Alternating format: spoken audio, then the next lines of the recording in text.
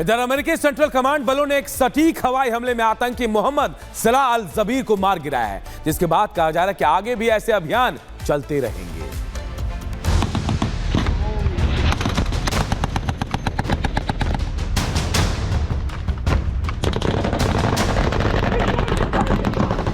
America ने Syria में घुसकर बड़ा हवाई हमला किया। इस हवाई हमले में अल-कायदा से जुड़े हुर्रस अल-दीन संगठन का टॉप लेवल का आतंकी मोहम्मद सलाह अल जबीर मारा गया। अमेरिकी सेंट्रल कमांड ने एक बयान में कहा कि हवाई हमला क्षेत्र में आतंकवादी समूहों को रोकने और उन्हें कमजोर करने के लिए चल रहे प्रयास का एक बड़ा हिस्सा था। यह हमला सीरिया के उत्तर पश्चिमी हिस्से में किया गया। इस घटना की पुष्टि केंद्रीय कमान सेंटकॉम ने की, जिसने बताया कि अल जबीर हुर्रस अल-दीन, जो अल-कायदा से संबद्ध एक समूह है, उसका एक वरिष्ठ सदस्य था और ये यूएस के लिए बड़ा खतरा बन गया था। अमेरिकी सेंट्रल कमांड के कमांडर ने साफ कर दिया है कि यूनाइटेड स्टेट्स सेंट्रल कमांड उन आतंकियों को मारना या पकड़ना जारी रखेगा जो अमेरिका और उसके सहयोगियों पर हमला करने की साजिश रचते हैं, और ऐसे अभियान आगे भी जारी रहेंगे। Bureau report, Republic Bharat. और बात हरियाणा सरकार की करते हैं, जहां नकल माफियाओं के खिलाफ सैनी सरकार ने एक्शन दिखाया है। जहां 10वीं और 12वीं की बोर्ड की परीक्षा के पेपर लीक हुए तो आरोपियों पर गाज गिरी है और पुलिसकर्मियों से लेकर अधिकारियों को सस्पेंड किया गया है। रिपोर्ट आपको दिखाते हैं।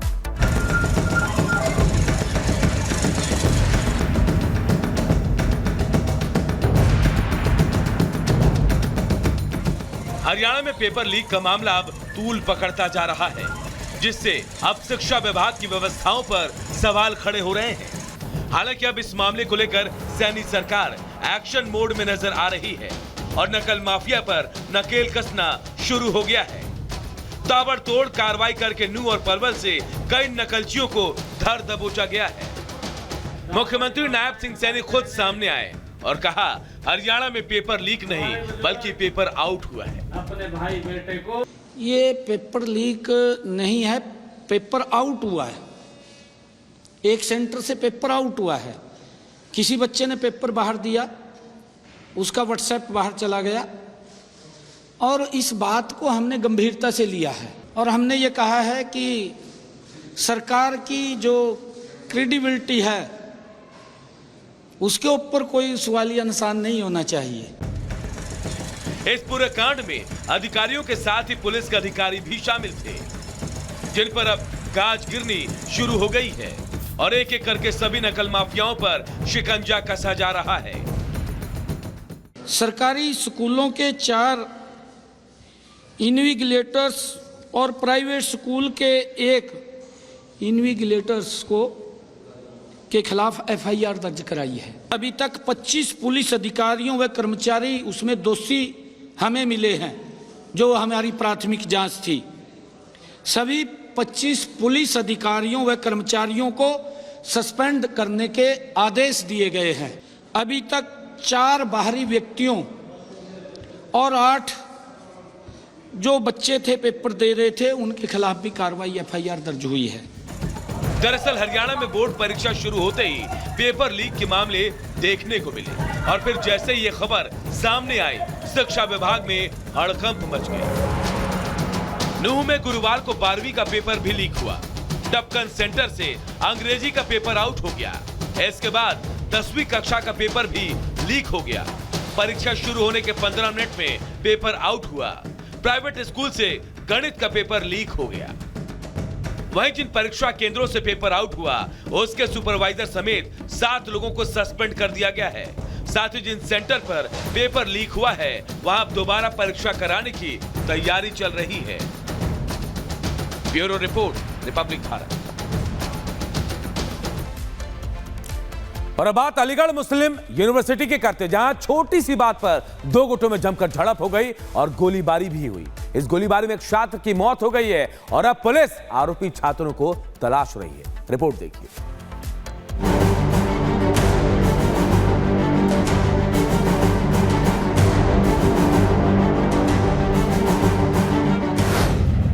एएमयू कैंपस में फायरिंग, एक छात्र की मौके पर मौत।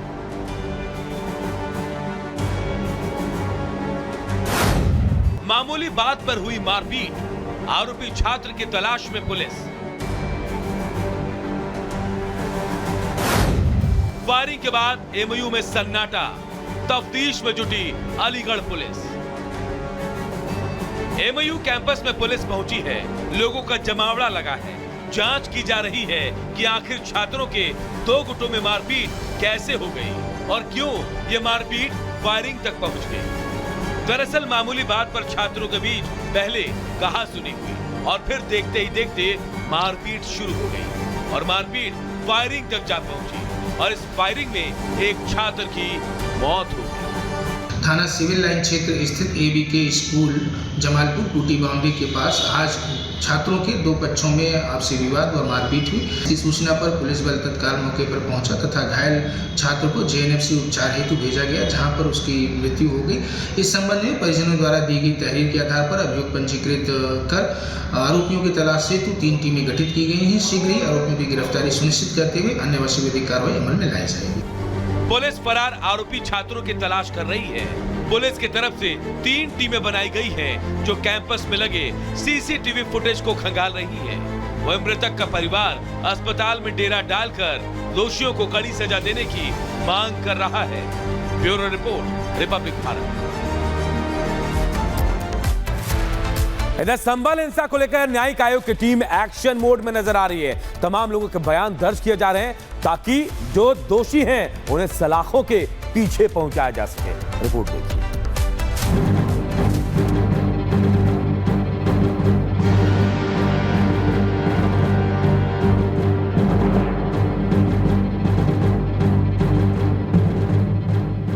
संभल में शाही जामा मस्जिद के सर्वे के दौरान हिंसा भड़क उठी थी, जिसमें 4 लोगों को अपनी जान गंवानी पड़ी थी, जबकि 2 दर्जन से ज्यादा पुलिसकर्मी घायल हुए थे। इस हिंसा की जांच के लिए न्यायिक कमेटी का गठन किया गया था, जिसकी जांच अब अंतिम चरण में पहुंच गई है।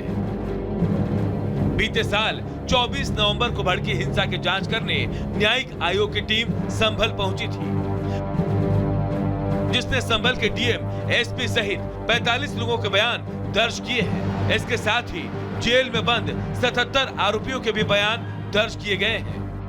संभल से रवाना होने से पहले जांच कमेटी में शामिल पूर्व डीजीपी अरविंद कुमार जैन ने बताया कि 15-16 लोगों के बयान हो गए।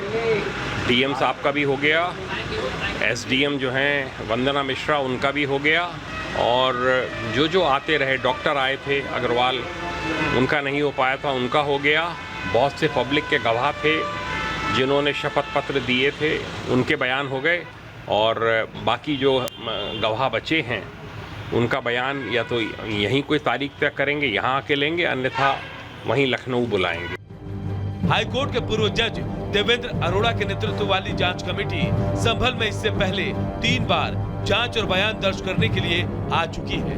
कमेटी गठन के बाद सबसे पहले बीते 1 दिसंबर को हिंसाग्रस्त इलाके में पहुंची थी। 21 और 30 जनवरी को भी आयोग की टीम संभल आई, जहां अधिकारियों और आम लोगों के बयान दर्ज किए गए। 28 फरवरी को चौथी बार जांच कमेटी संभल पहुंची थी। संभल हिंसा मामले में पुलिस ने अब तक 77 दंगाइयों को गिरफ्तार कर लिया है। हालांकि न्यायिक आयोग की टीम की माने तो हिंसा की रिपोर्ट के लिए अभी और इंतजार करना पड़ेगा।